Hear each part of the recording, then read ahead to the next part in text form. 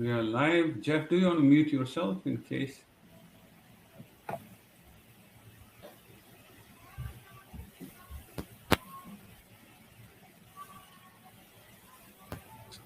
Okay. Good morning, everybody.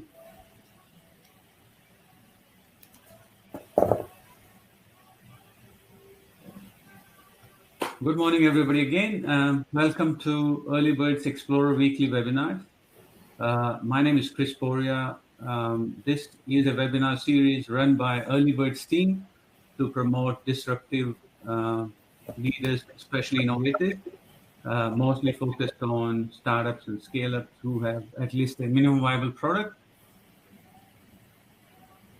And today we have an Australian startup here called Adatree, and Jill Berry, who is the CEO and co-founder of Adatree, a RegTech provider providing turnkey open banking solutions aligned to new consumer data right legislation. Adatree enables companies to be part of open banking ecosystem quickly and easily with their open banking platform. They enable companies to focus on creating innovative and smoother customer experiences instead of technical and security standards. Before founding Adatree, Jill helped building two new fully licensed Australian banks, Tyro and Volt, and has always been a product developer in financial services. So please share your questions through the chat box in the meantime, or you can request to speak once we are open for questions. Over to you, Jill. Thank you very much. Excellent. Okay, cool. Sorry, I'm just looking for the screen share. Sure.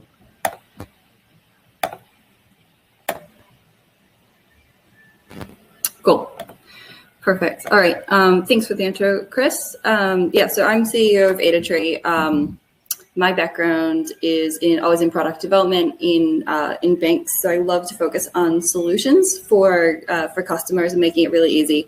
Open banking is also known as the consumer data right. This is a super hot topic right now that's happening in Australia.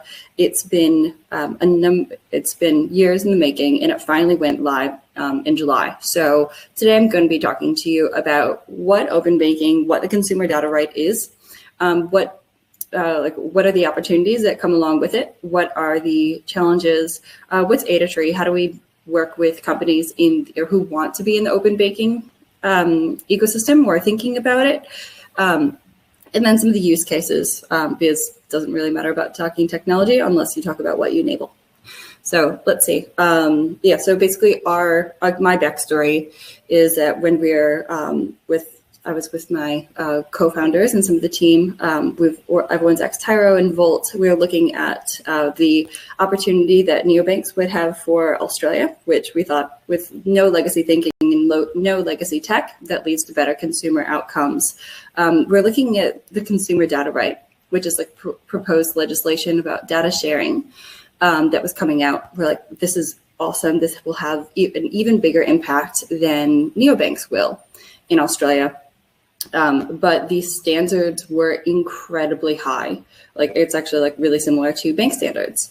So when we're looking at that, we're like, all right, this is really like, we love the opportunity. We love selling the dream of it, the potential, but it's actually just a bit too hard to be part of it. So we decided to build a consumer data right utility. So we make it super, super easy for companies to be part of the consumer data right.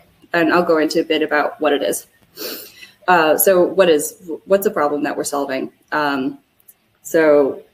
It's incredibly hard to meet the technical standards.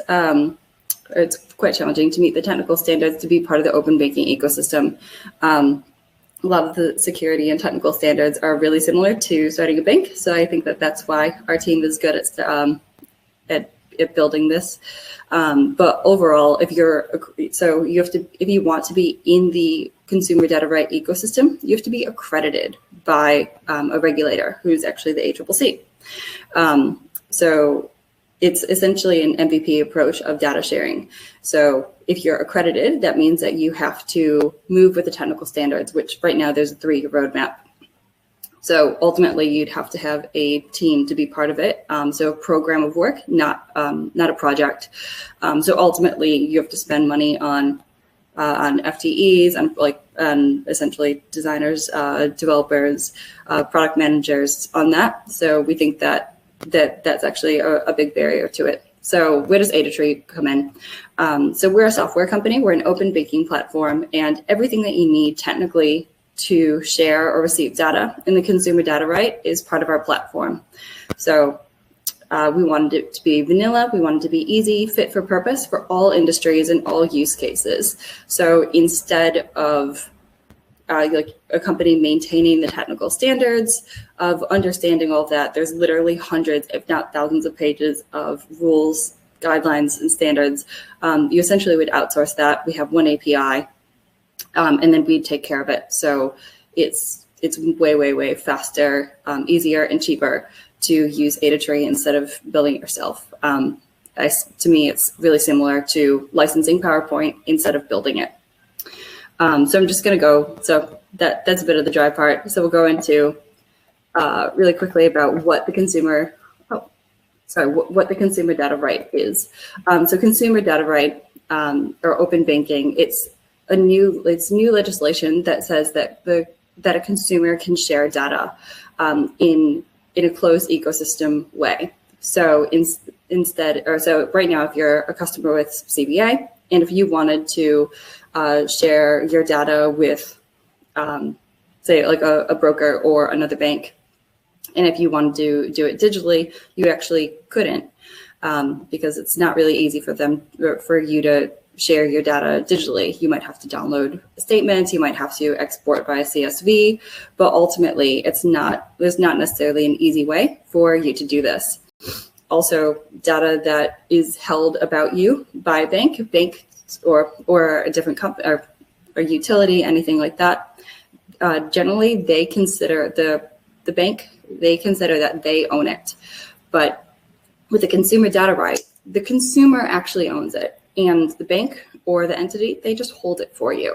So it's a total transfer of power. So it gives consumers much more rights about who holds their data and what they actually do with it.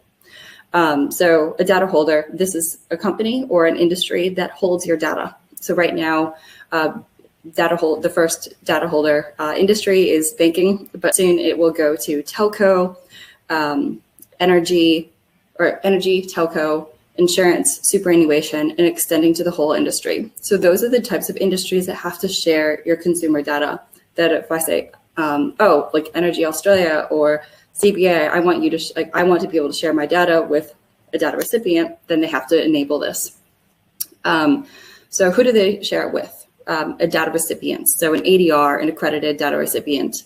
So this is a company that meets certain technical, business, and customer standards to receive data. So like I said, the technical standards, they're pretty challenging and they change quite often. So hence Adatree comes in for that. But there's a certain consent process, and it's pretty prescriptive about like what the data sharing end to end really looks like. This is so it's consistent for the consumers, so it's really transparent, so they have confidence about what they're actually doing.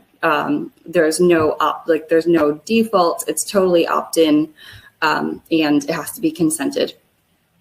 The ACCC is the lead regulator in this, so if you want to be accredited, you have to talk to them. Read access, that's essentially when you see information being shared with you by a data holder. Write access is going to be coming in about 2 years, and this is the ability to, instead of reading information, you actually initiate. That can be payments, that can be customer information updates, but that's really interesting to bring some of the use cases to life. So also consumer, it's called consumer data right, but realistically, so it's consumers have their control of the data for sharing, but realistically businesses can also share their data as well. So when thinking about business lending, business switching, like business use cases, those are actually all in scope of this. And CDR data, this is type of the data that is transferred between data holders and data recipients in a certain way. So what types of data can you actually get? You can get customer data. You can get account data, like basically all the list of accounts, how long it's been open for, the name of it, the rate, the balances. You can get product data, which is publicly available, but all through an API, and also transactional data, all the debits, credits, payment methods, tons of metadata for up to 7 years, depending on the bank that shares it. Let's see. So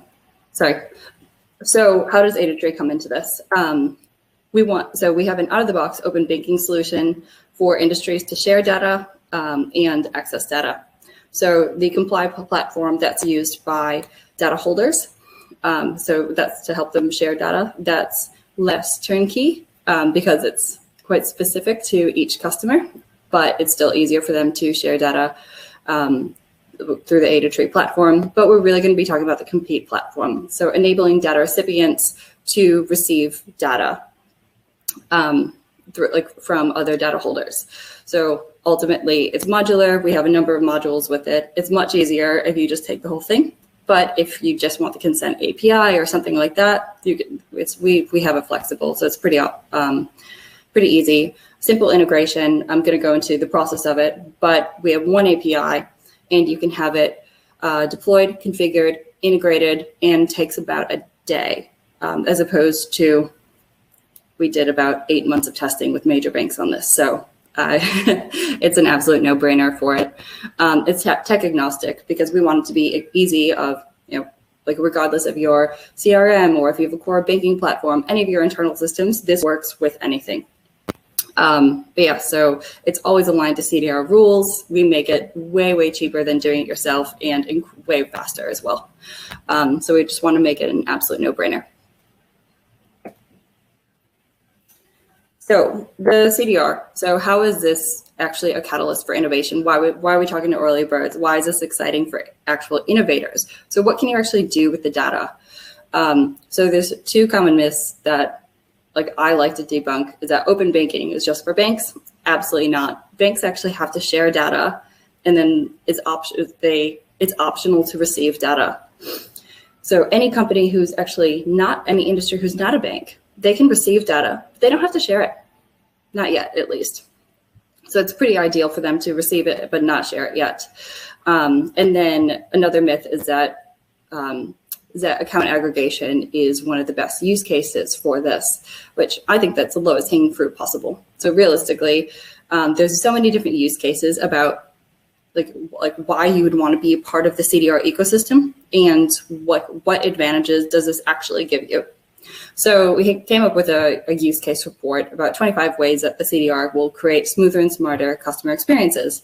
It's realistically, so we have 25 use cases, and it's realistically the audience for the smoother ones is probably different from the ones for smarter. So smoother, it's taking something existing that you have and making it more digital, faster, cheaper, a better customer experience. So examples of this can be payment collections, customer onboarding, credit assessment, invoicing, and or customer information updates. So that's just making things smoother for the customer, and of course for the internal business as well. And smarter ones, that's creating new capabilities. So if you have this new data, what can you do with proactive offers, personalized offers, nudges, real-time offers? So looking at those type of capabilities. So I'm just going to go into a couple of them. It's available off our website. And then we also talk about, there's essentially a matrix at the end that says, here's all the different use cases, here's all these different industries, and what use cases would apply to different industries. So for each of the use cases, it says, what's the problem? Here, what's the solution? Here's an example, and who is it relevant for? So one use case that I love to think about is switching as a service, because everyone has bank accounts that are open or super accounts that are open, or that you're not getting the best rate on your energy, but it's probably the last thing you want to do to actually do something about it. So here's a visual that was done. It's really just brings to life what is switching as a service. So if you can actually read a consumer's data all their banking data, but later their energy data, telco, etc. How can you take information about them, all their transactions, look at their whole of wallet, and make them better offers? Understand what they're paying with someone else, what they're actually most suitable for, and suggest things for them to switch. So this could be used by banks, lenders, comparison sites, brokers, but also utilities as well. So just thinking about how can you engage a customer? How can you retain them as well, or acquire customers? So for customer benefits, realistically, there's no more active searching, and there's prompts for like what are the best things in market. There's nothing worse than just thinking that you have a great rate on your account and then finding out that it's actually dropped so much. And so it's the idea that that switching as a service would come to you. This is totally enabled by the consumer data right, and it's one of the use cases in the report. So for business benefits, it's really about customer acquisition, retention, and cross-sell as well, and doing this in a personal way at scale. Another use case that's more towards lenders and banks is about credit monitoring, because we've shown that lenders and banks, their credit scorecards, they're probably less useful right now, just because they're all backwards looking about what's a company's performance. So looking at credit monitoring, looking with open banking, if you're a part of it, you can see a customer or a consumer's or a business's real-time transactions. So instead of just doing a credit assessment, giving them a loan, and it used to be that you'd only figure out that they're actually defaulted after the third rejected direct debit, how can you look at their transactions? How can you monitor them proactively and figure out if a loan customer is actually going into or experiencing financial hardship much easier? Look at some earlier signs of it. So with the business benefits, you could actually see where else they have loans, their actual transaction behaviors, and start to monitor them. So ultimately, you have a better customer experience, less defaults, less write-offs. So they're just thinking about financial wellness as well as credit monitoring. It's easily enabled by CDR. So who are the early adopters? Again, this is a use case paper. So in financial services, it's definitely lenders. Business lenders definitely have a space in this, but they won't be able to receive business transactions and business information as an ADR for about another year or so. So realistically, the early adopters are personal lenders, banks, insurance, superannuation, comparison sites, any fintechs, wealth management, financial advice, and payments. Payments is probably a bit more later once you have right access and you can actually initiate. So if you want to create your own PayPal, sure you can.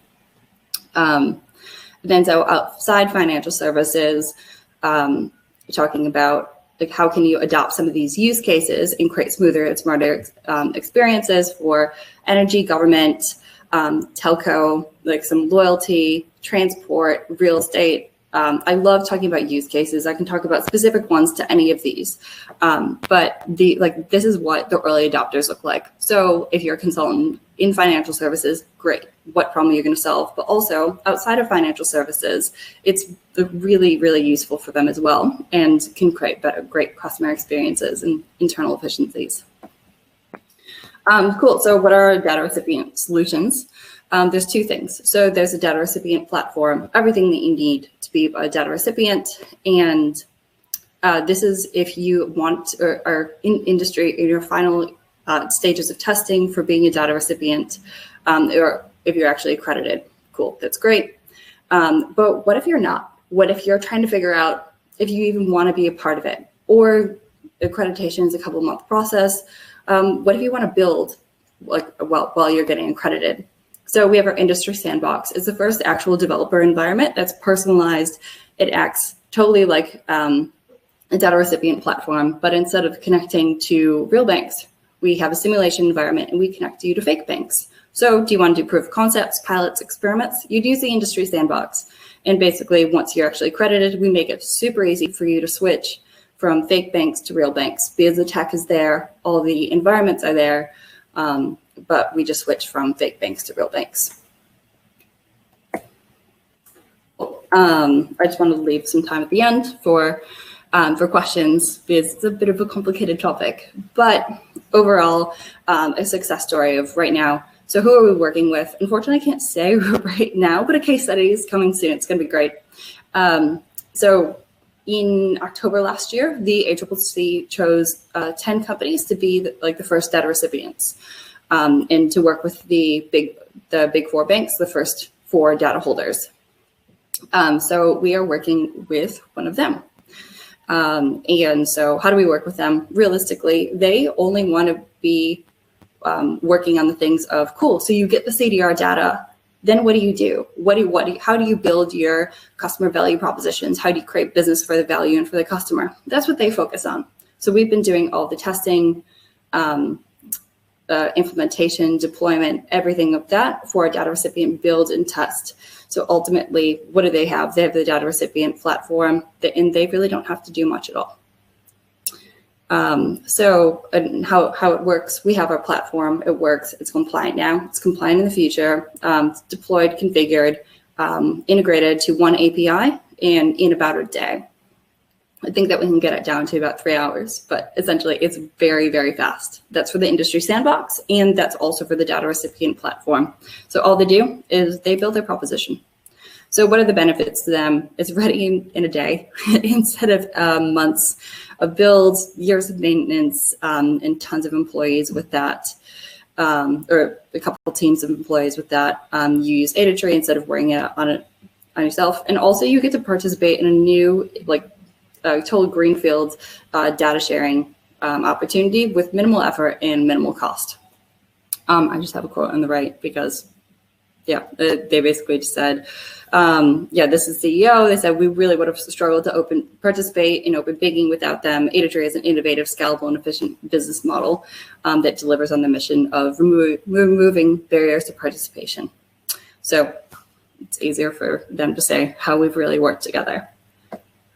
Just in the roadmap, our roadmap is about it's anything that happens in the rules, standards, or guidelines for updates. That's absolutely in our roadmap. First, we have to make sure that everyone's compliant now and compliant in the future.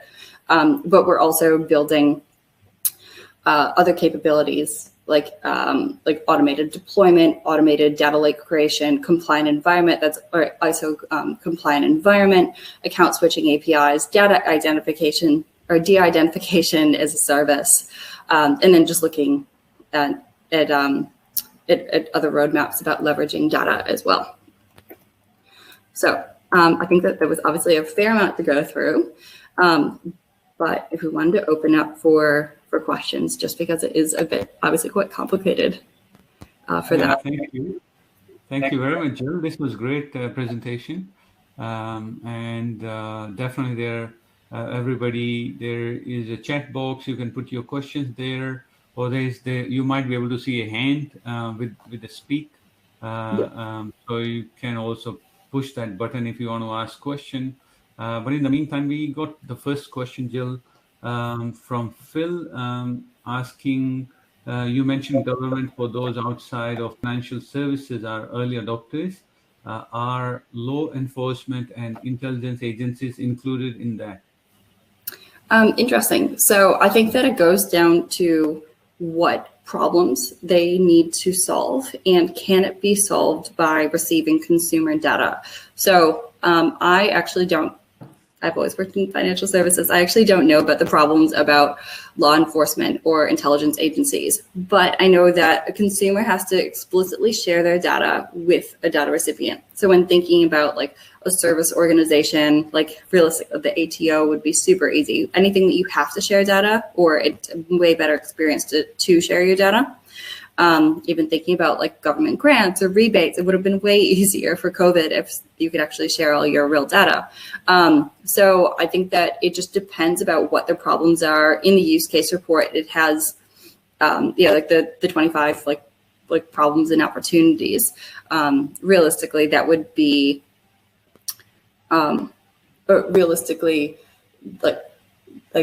there's a lot of examples in there, but you might read some and be like, oh, this is actually really similar to a problem that so-and-so has, or this industry has. So it's more like food for thought about that. So I think it just depends what their problems are. Okay, great.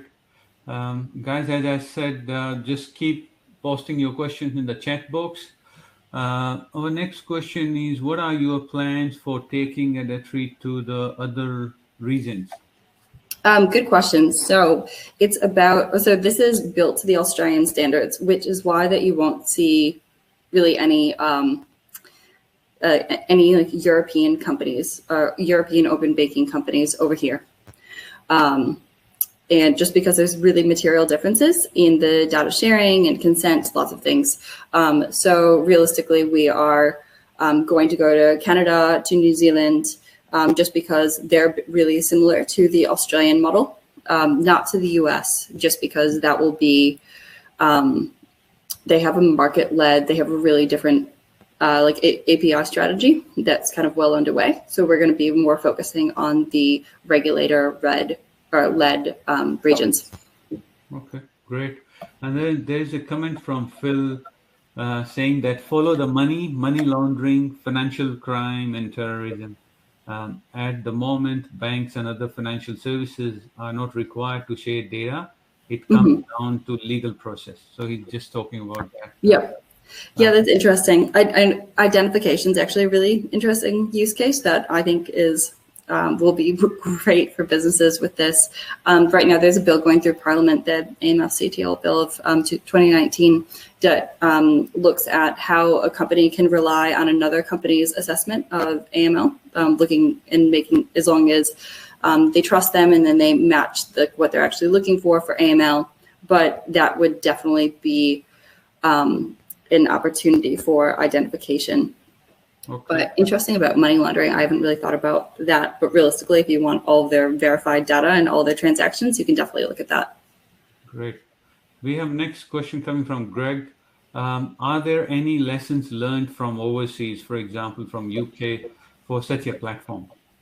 I actually talked to different data recipients in the UK, and because being product developer, everything needs to be hypothesis driven. I have to do I'll do all my research and look at the market as well. So when looking at overseas, they want it to be as vanilla as possible, to be easy as possible, no required TNM, and just things that really increase cost for everyone. So that's when we want to be as essentially as vanilla as possible.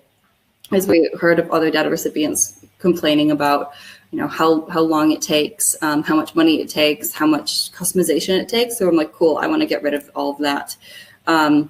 Otherwise, there's lessons learned from overseas.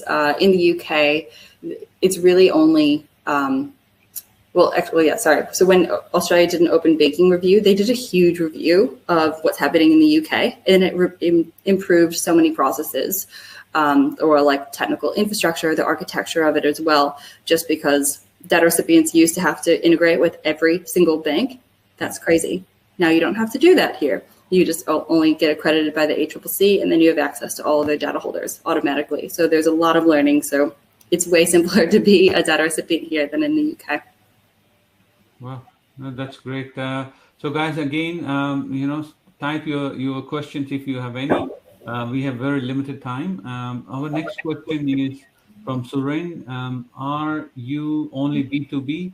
That's first question. The second part of the question is, how do you handle privacy concerns? So we are only B2B right now. Think of us as a middleware company, really. So if you want to, so we won't be consumer facing, but if a customer has, so we sell to businesses that have their own business or consumer customers. And if they want to create experiences for them based on data, like leveraging it, then they would use us. So we don't have a B2C presence at all. And how do we handle privacy concerns?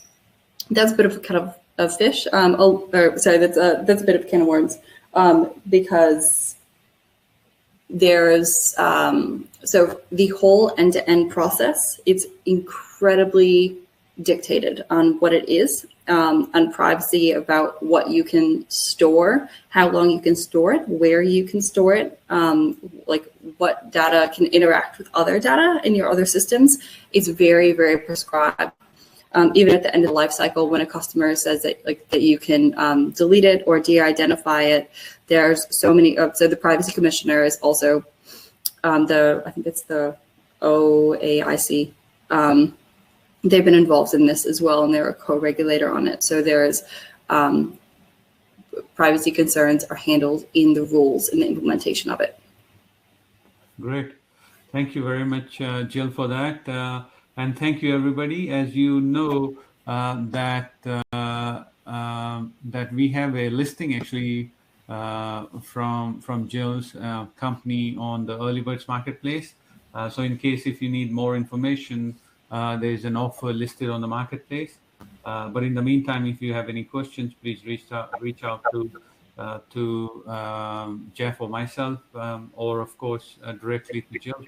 So Jill, thank you very much for your time, and great talking to you. Okay, cool. Thank you very much. Yep, of course, reach out through the website or just email me directly at jill@adatree.com.au, and then we can definitely talk about like use cases or implementation for proof of concepts or for just accreditation as well. Yeah, I think there's the last question coming, Jill, if you have time. Yeah. Coming from Nuria saying, what is the thinking around the business model? Oh, the business model. So we take our technology, we license it as well. So it's more like a typical SaaS model. We really want to minimize. We've automated implementation and deployment as much as possible. So we don't have an onboarding cost. We don't have a big setup cost at all. So we're just a licensing model, and once they're accredited, there's a small transactional fee as well. Okay, great. No worries. Thank you very much, Jill. You have a good day, and we'll talk to you soon. That sounds great. All right. Thank you very much. Bye-bye.